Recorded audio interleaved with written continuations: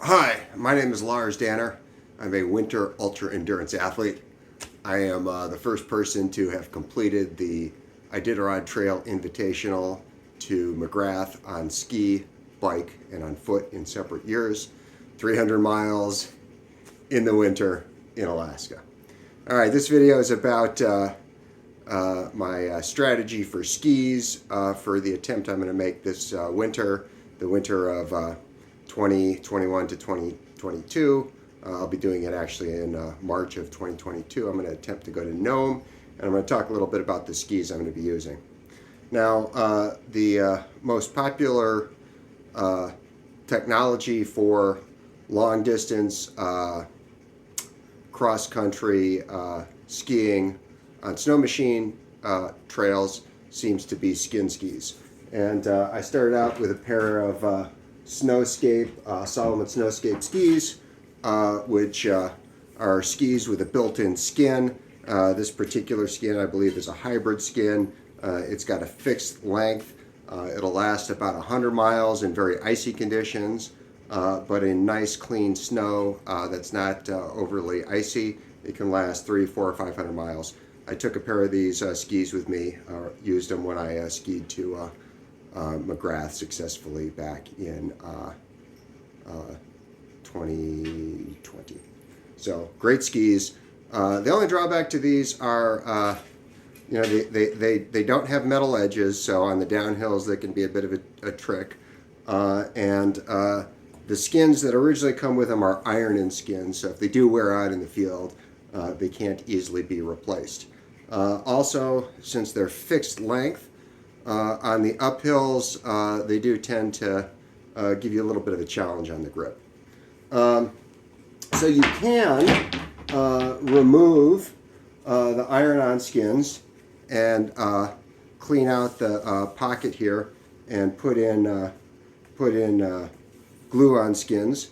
And you can use any kind of skin that is a glue-on skin. Just cut it to size and it'll stick right in there, and you could easily field replace it. So that would be a step up from the older style iron-in skins, just using glue-in skins.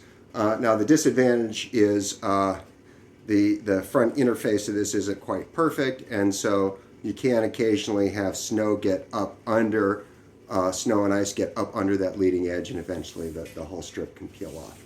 So because of that, those limitations, the lack of metal edges, and the front attachment system, I began exploring some other systems, and I started off with these super nice gams from Asness, and these have a glue-on skin.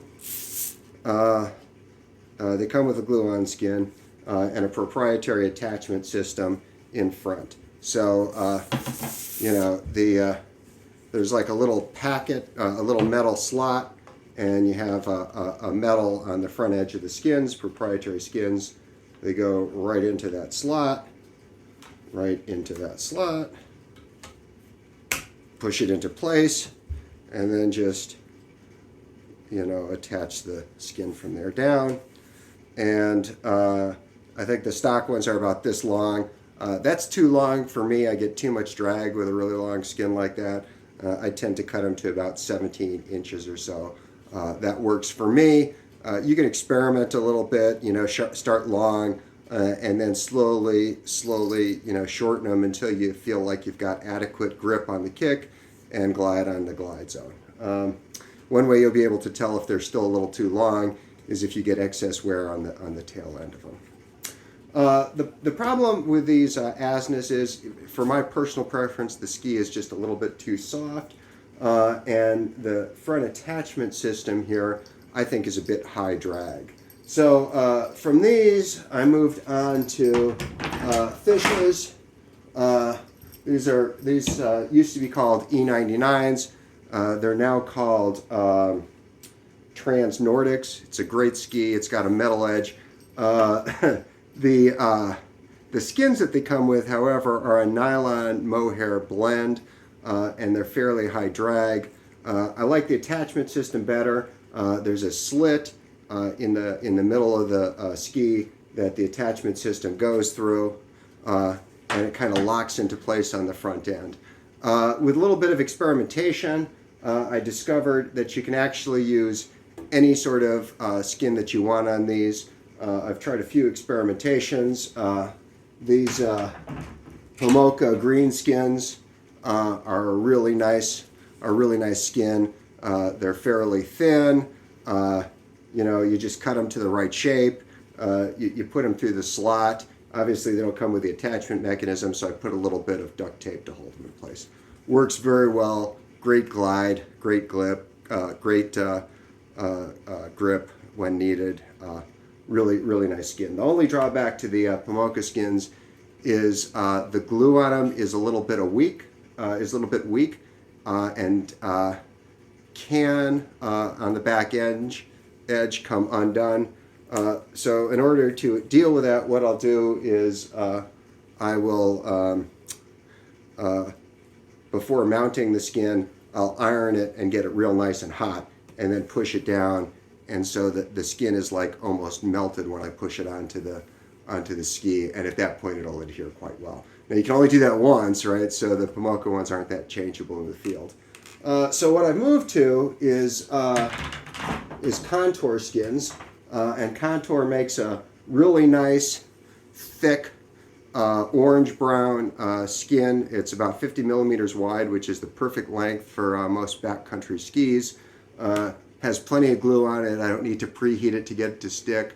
I can change these in the field if need be. A little bit of duct tape holds them on in front. They never come off. I don't have any issue with snow getting under the front or the rear end. So that's what I've landed on. I'm going to be using the the Trans-Nordic 66 with these contour skins on them. As far as bindings, I haven't found a need for the backcountry bindings. I'm just going to be using a conventional NNN binding. That's the new norm. I do use movable bindings, however. I find that to be useful. You can only cut the skins once. I tend to err on the side of glidability, and so when I do get to hilly areas where I need more grip, being able to move the binding a little bit forward on movable bindings and thereby get a little bit of grip, extra grip is helpful. So that's my strategy for skis and skins for the ITI for the winter of 2022. If you have any questions, feel free to leave them in the comment section. Have fun out there and be safe.